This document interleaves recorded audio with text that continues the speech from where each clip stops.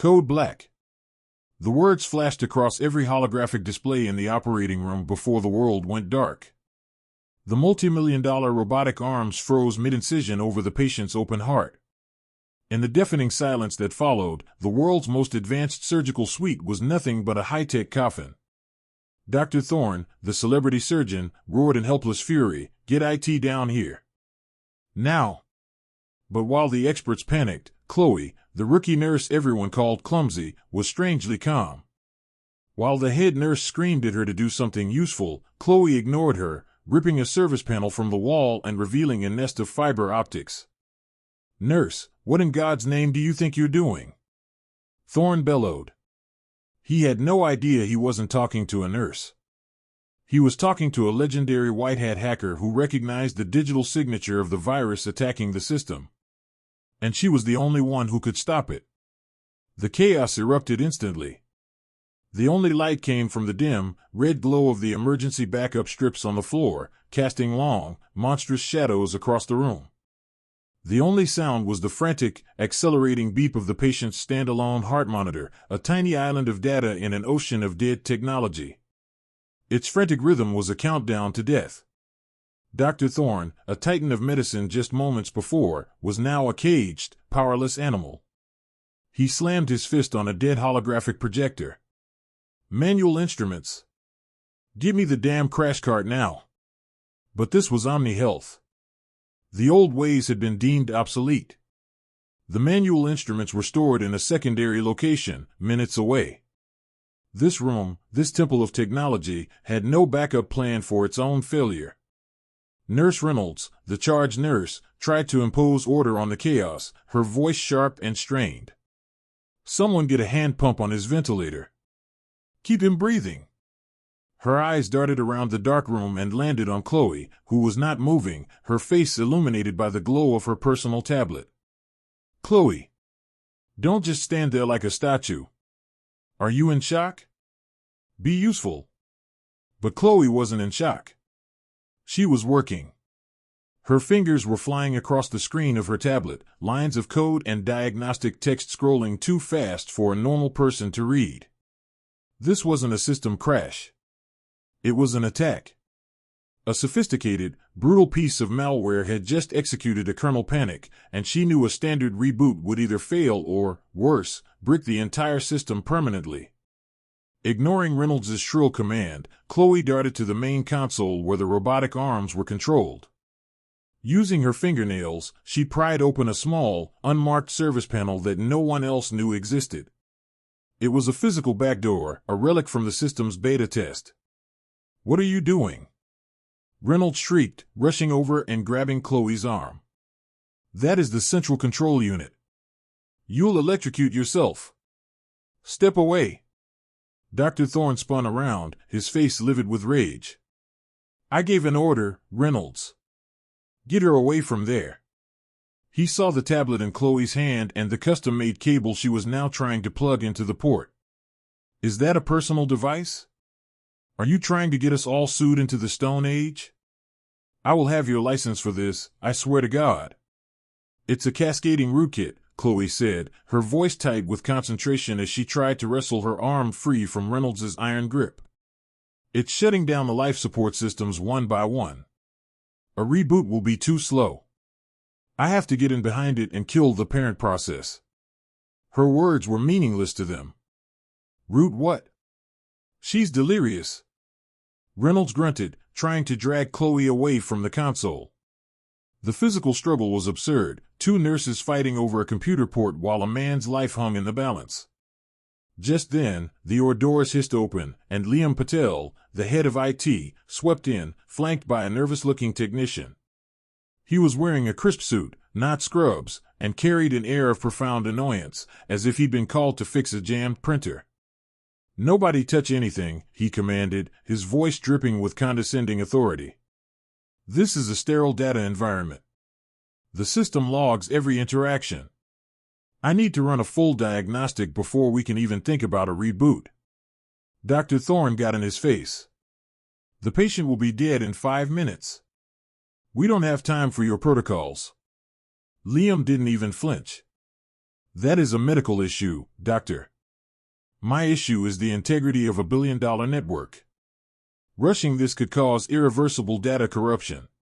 He then noticed the scene at the console, the open panel, the strange cable, and the struggling nurse. He didn't even deign to speak to Chloe. He turned to Thorne, his expression one of utter disbelief. Doctor, please tell me your nurse is not attempting to interface with my mainframe using a commercial entertainment tablet. I have to get to the colonel, Chloe pleaded, her voice desperate. He's running out of time. The colonel? Liam laughed, a short, sharp, ugly sound. She's been reading science fiction. We follow the procedure. It's a 20-minute diagnostic followed by a controlled reboot cycle. That is the only way. That was it.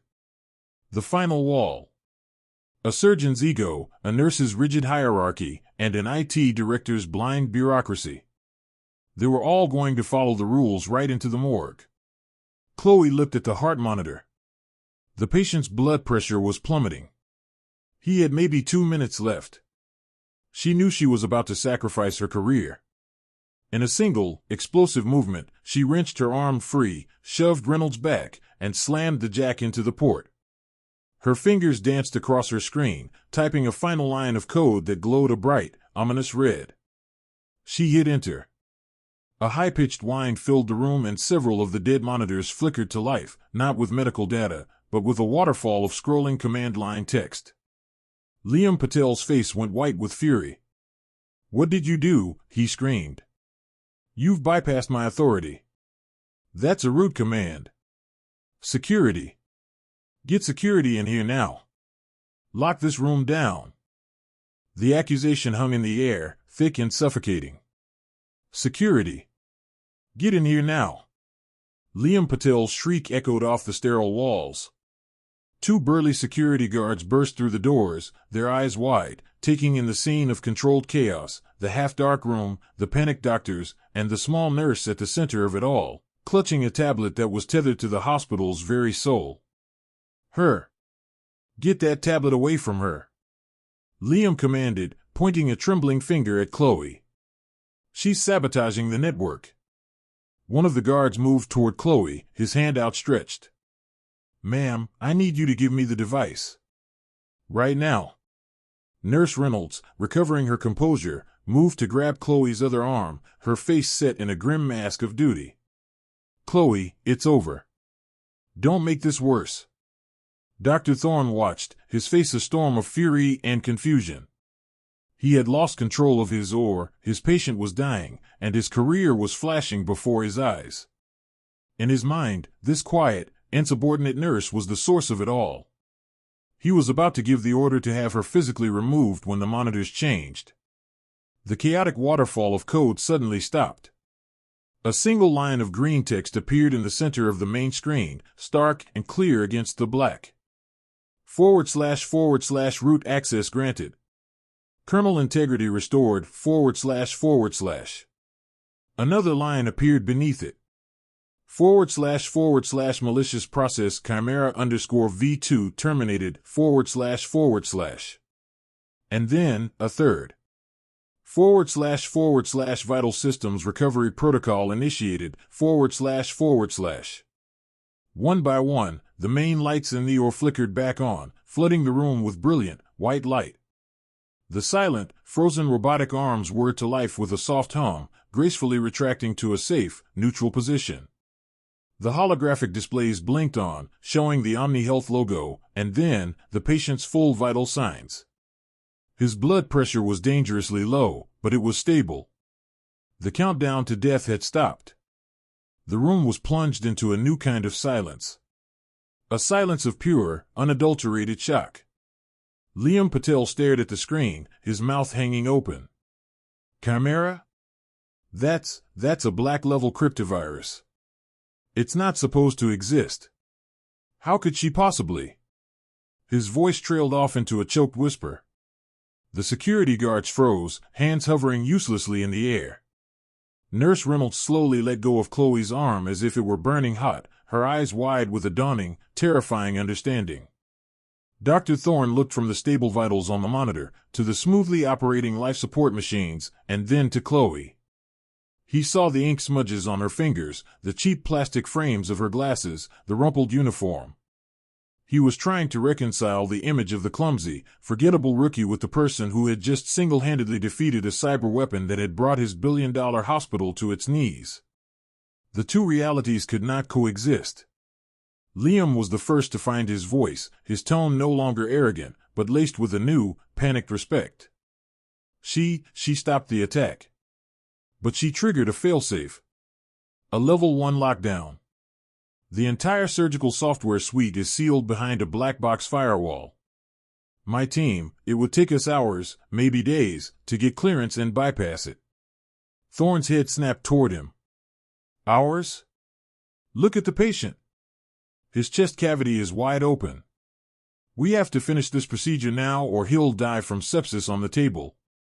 There was no other option. There was no one else to turn to.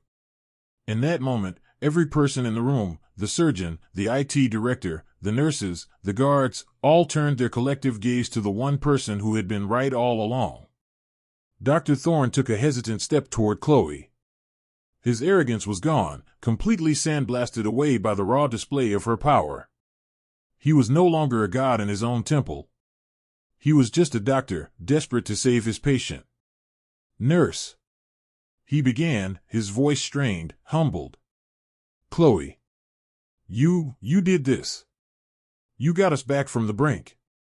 He gestured toward the inert robotic arms. But the surgical controls are offline. He says it could take hours. He looked her directly in the eyes, his next words not a challenge of mockery, but a desperate, sincere plea. Can you get them back online? Not in hours. Right now. Can you break through that firewall and give me back my hands? It was an impossible challenge. A task the hospital's own director of IT had just declared would take days. Chloe looked from the surgeon's desperate face to the patient on the table, his life hanging in the balance. She glanced down at her tablet, which now displayed a complex, pulsating matrix of impenetrable security protocols. Without a word, she gave a single, determined nod. Okay, let's just pause for a moment at the peak of this tension. Chloe stopped a cyber attack, but now she has to perform a second, even more impossible miracle. This story is all about that hidden talent, that secret superpower that nobody knows you have. Maybe you're a quiet accountant who can play the guitar like a rock god, or a librarian who is a secret martial arts expert. We all have a skill that would surprise the world. If you love stories about people revealing their hidden genius, do me a favor and hit that subscribe button. You'll be joining a community that celebrates the heroes hiding in plain sight. Now, let's see if Chloe can work her magic. Chloe's nod galvanized the room. The silence was absolute, thick with a tension that was part hope, part terror. Every eye was on the small, unassuming nurse and her glowing tablet. On its screen, the OmniHealth Cerberus firewall pulsed, a complex, three-dimensional matrix of shifting red energy fields. It was less a security program and more a digital fortress, and Chloe was about to lay siege to it. Liam Patel, the IT director, moved to stand behind Dr. Thorne, his voice a low, horrified whisper that was meant for the surgeon but loud enough for everyone to hear. Doctor, this is a mistake. That's a military-grade, closed-loop AI. It protects the surgical robotics core. It doesn't respond to password attempts. You need 3 separate, encrypted administrative keys, presented simultaneously from approved network nodes. I have 1. The other 2 are locked in a server farm in another state. What she's attempting is not just impossible, it's monumentally stupid. If she triggers a hard lockdown, we'll never get it back online. Dr. Thorne didn't answer. He just watched Chloe, his entire career, his entire understanding of the world, now resting on the slim shoulders of the nurse he had tried to have fired 20 minutes ago. The clumsy, hesitant girl was gone. In her place was a figure of pure, predatory focus. Her back was straight, her eyes narrowed behind her thick glasses. Her fingers began to move across the screen, not with frantic typing, but with the precise, deliberate grace of a concert pianist. Lines of code, elegant and complex, flowed from her fingertips. She wasn't trying to smash down the gates of the fortress, she was searching for the cracks. On her screen, multiple windows opened. She was writing custom scripts on the fly, her own mind the compiler. She found a ghost port, an old diagnostic access point from the system's beta phase, and began sending it tiny, carefully crafted packets of data. Liam watched, his professional skepticism warring with a growing sense of disbelief. He leaned closer, squinting at the screen. "What is she doing?" his technician whispered. "That's a polymorphic scrambling algorithm," Liam breathed, his voice filled with awe. "It's changing its own signature with every query to avoid detection. It's a ghosting technique. Theoretical. I've only read about it in classified cybersecurity briefs." He then saw the specific exploit she was targeting. The old maintenance handshake. My God. She's creating a buffer overflow to gain a temporary command line. That's a legend, a myth from the old days of hacking. No one can do that on a modern quantum core system. He was no longer a condescending bureaucrat. He was a student watching a grandmaster at work. On the main or displays, a visual representation of the battle appeared. A single, thin line of green light, representing Chloe's attack, was probing the edges of the massive, swirling red vortex of the Cerberus firewall. It was David versus Goliath, in binary. Thorne and Reynolds watched, not understanding the code, but understanding the primal story of a lone warrior against an unbeatable foe. Chloe's brow was furrowed in concentration. She hit a wall. The green line recoiled as the red matrix pulsed angrily. Then, a new message flashed in stark, white letters across every screen. / critical intrusion detected. Core system wipe protocol engaged. Detonation in T60 seconds, / Abort! Liam screamed, lunging forward. She triggered the self-destruct. It's going to wipe the entire surgical AI. Pull the cable out, now! But Chloe didn't move. She held up a hand to stop him, her eyes never leaving the screen. "No," she said, her voice a low, steady command. "This isn't the trap. This is the key." She had been waiting for this. She had baited the system's ultimate defense. The core wipe protocol, in order to do its job, had to operate with the highest possible system privileges, overriding all other security. And in the split second it engaged, it created a momentary window of absolute access. Her fingers became a blur. With 10 seconds left on the countdown, she typed a final, impossibly elegant line of code. She wasn't fighting the protocol. She was hijacking it. She was using the system's own kill switch as a key to unlock the front door. Liam stared, his mind finally comprehending her strategy. It was the most audacious, brilliant, and terrifying piece of coding he had ever seen. She's not disarming the bomb," he whispered to the air. "She's writing it." With 3 seconds to spare, the countdown vanished. The angry red warning was replaced by a calm, green message. / administrative override accepted. Security protocols disengaged. Welcome, ghost_in_the_nurse, / The red matrix on Chloe's tablet dissolved into nothing. In the OR, the main surgical console flared to life. The complex, three-dimensional holographic model of the patient's heart appeared above the table, and the robotic arms hummed, their tooltips gleaming, ready for a surgeon's command. Chloe finally looked up from her screen, her face slick with sweat, and met the surgeon's stunned gaze. "Dr. Thorne," she said, her voice steady. "Your hands are back online." Dr. Thorne was jolted back to life by her words. For a moment, he just stared at his hands, then at the holographic controls that had returned from the dead. He took a deep, shuddering breath, the shock and adrenaline forging a new kind of focus in his eyes. The arrogant celebrity was gone, replaced by the master surgeon he was meant to be. "All right," he said, his voice a low, steady rumble. "Let's go to work." He stepped up to the console, but paused, turning not to his trusted head nurse, but to the rookie. "Nurse." Chloe. I need you right here, by my side.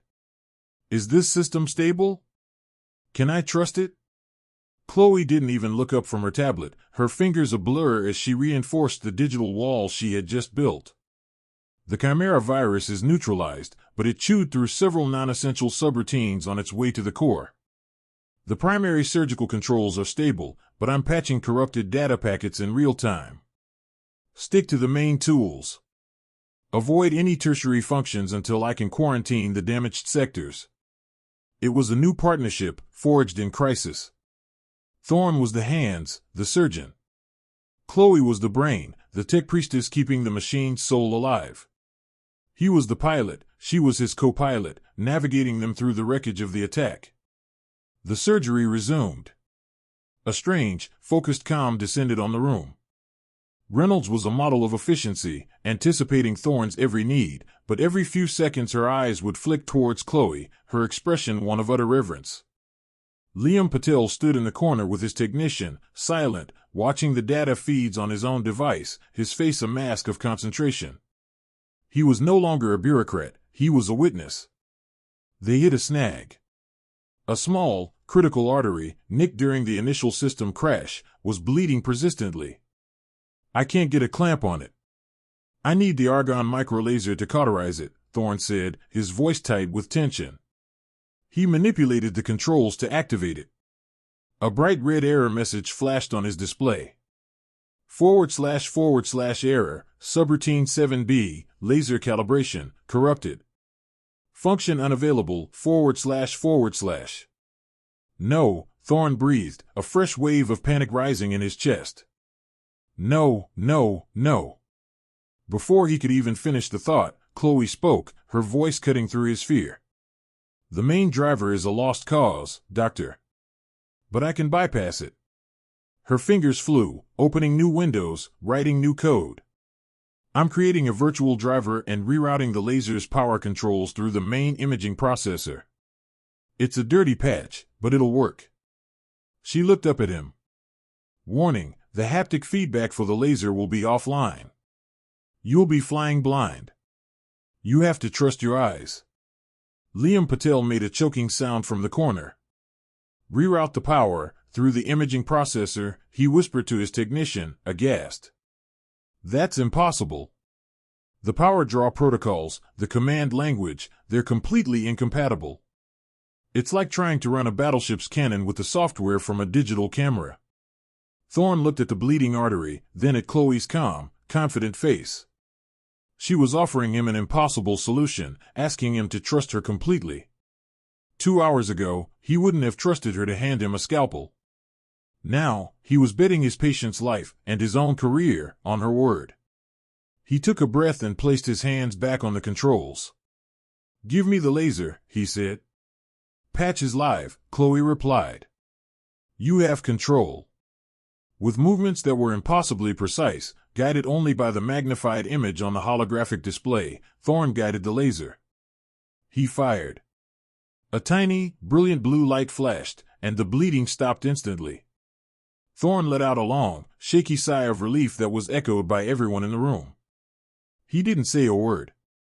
He just looked across the room at Chloe, and in that one look, a lifetime of gratitude, respect, and profound, world-altering awe was exchanged. As the surgeon began the final, delicate work of closing the artery, Liam quietly approached Chloe's side. He pointed to the log on her screen, to the username that had been granted supreme administrative control of his billion-dollar network. Ghost_IN_the_nurse, he asked, his voice barely a whisper. That handle, it was a legend in the white hat community years ago.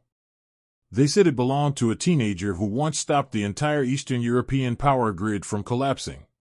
They said she just vanished. Chloe glanced up from her screen, a tiny, ghost of a smirk playing on her lips. It was a different life, she said. With the final, perfect suture placed by the robotic arm, the surgery was over. Dr. Thorne stepped back from the console, his body trembling slightly from the sheer, sustained adrenaline. He removed his surgical mask, his face pale and etched with an exhaustion that was more than physical. He opened his mouth to call the official end time, as he had done thousands of times before, but the words caught in his throat. He looked across the room at Chloe, who was already disconnecting her tablet from the mainframe. He couldn't just end it. The record had to be set straight. "Let the official log show," Thorne announced, his voice booming with a new, humbled authority that commanded more respect than his previous arrogance ever had. That this procedure was a success solely due to the extraordinary and unprecedented intervention of Nurse Chloe. Let it be known that without her actions, the official time of death would have been recorded nearly an hour ago. Nurse Reynolds, hearing this public declaration, finally let the tears she'd been holding back spill down her cheeks. It was a complete and total vindication. But Chloe didn't seem to notice. The moment her tablet was disconnected, the legendary hacker ghost_IN_the_nurse vanished. She tucked the device into her pocket, and the quiet, diligent nurse returned. She immediately moved to the patient's side, her focus instantly shifting. She checked his vitals on the monitor, adjusted his drip, and began preparing him for a stable transfer to the ICU. She had performed a technological miracle, and her first instinct was to go back to the fundamental, human work of caring for her patient. This seamless, humble transition from savior to servant was the most astounding thing the people in that room had ever seen. As the team began the post-op cleanup, the spell of shock finally broke, replaced by a wave of contrition. Nurse Reynolds approached Chloe, her face a mess of shame and awe. "Chloe," she began, her voice cracking. The way I treated you, the things I said, there is no excuse. I was a bully. And you were a genius. I am so sorry." Chloe paused her work and looked at her. She simply gave a small, tired nod of acceptance. The forgiveness was unspoken, but absolute. Next came Liam Patel. He looked like a man who had just seen the face of God, and who was wearing nursing scrubs. "The logs they're unbelievable," he stammered. "You didn't just bypass Cerberus. You rewrote its core security protocols from a tablet. That's not supposed to be possible. It's like building a skyscraper with a handheld screwdriver." He wrung his hands, a desperate, pleading look in his eyes. "OmniHealth needs you. We would create a new department for you. You could name your salary. The things we could build, the systems we could secure." Chloe just shook her head slightly, her focus on the patient. Finally, Dr. Thorne walked over, his stride no longer a strut, but the measured walk of a changed man. He stood before Chloe, not as a superior, but as an equal. "He's right," Thorne said, his voice quiet. "You could have anything you want." He paused, looking around the room that had been his kingdom. "That wasn't my or today, Chloe. It was yours." He met her gaze, his eyes filled with a respect so profound it was almost worship. "It would be my profound honor to work in it with you again. Anytime." The patient was now ready to be moved.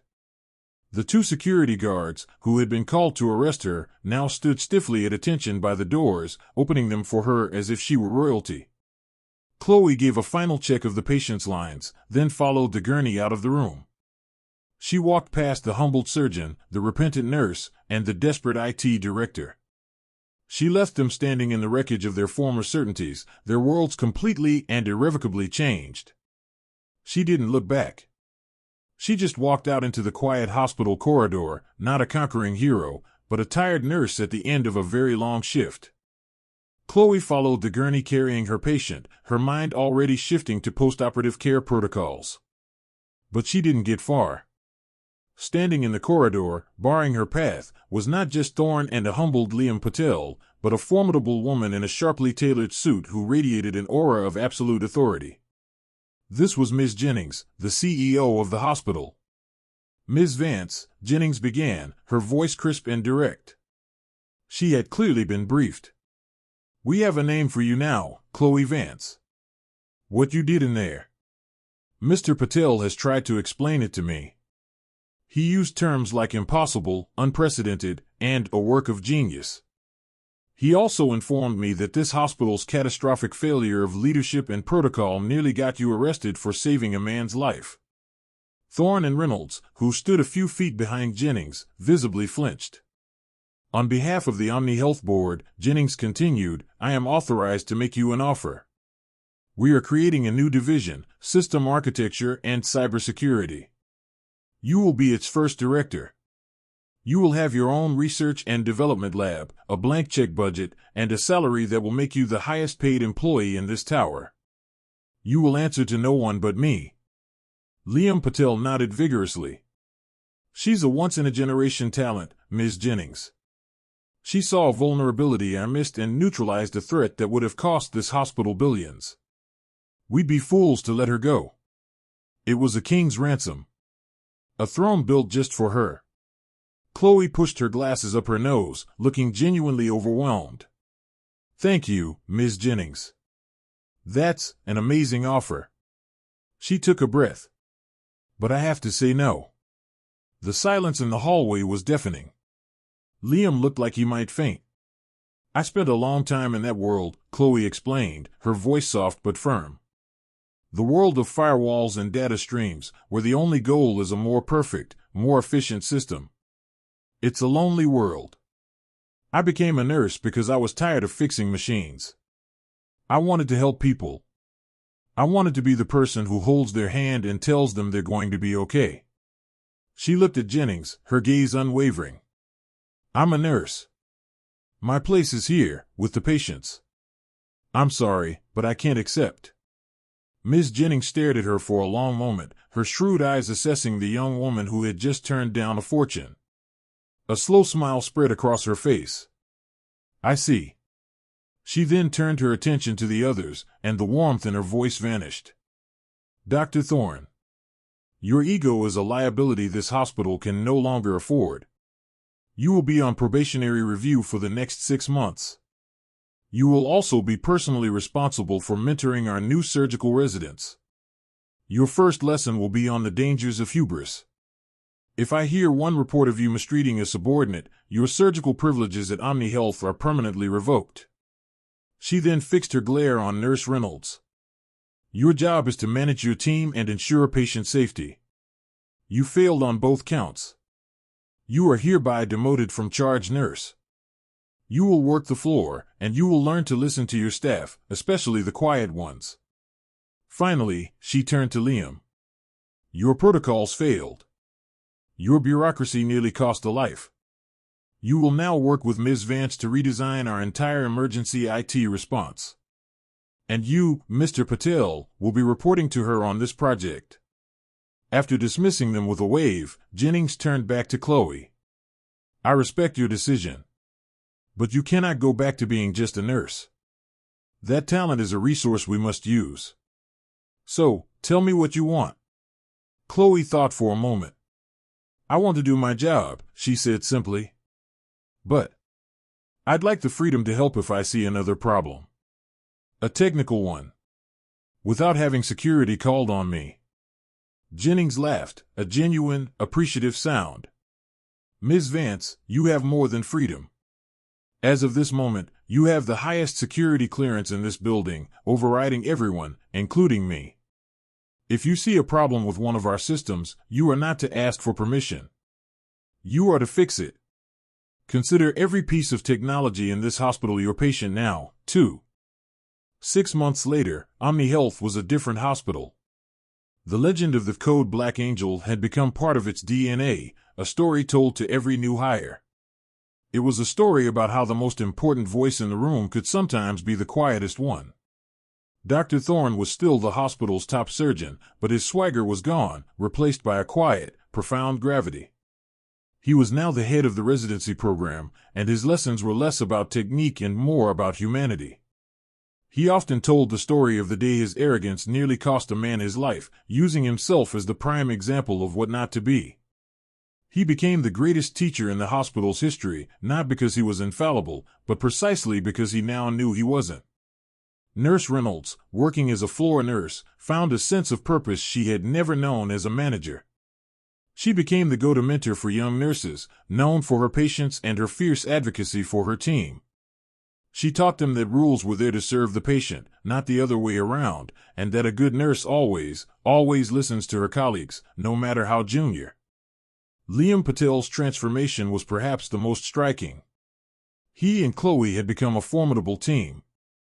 He handled the bureaucracy and the budgets, but every single piece of new technology, every software update, had to be personally approved by Chloe. He had gone from a condescending gatekeeper to the proudest collaborator, a man who had seen true genius and was smart enough to get out of its way. And Chloe was exactly where she wanted to be. Her official title was Clinical Systems Nurse, a role created just for her. Most of her days were spent on the pediatric and geriatric wards, the places where technology was often the most frightening to patients.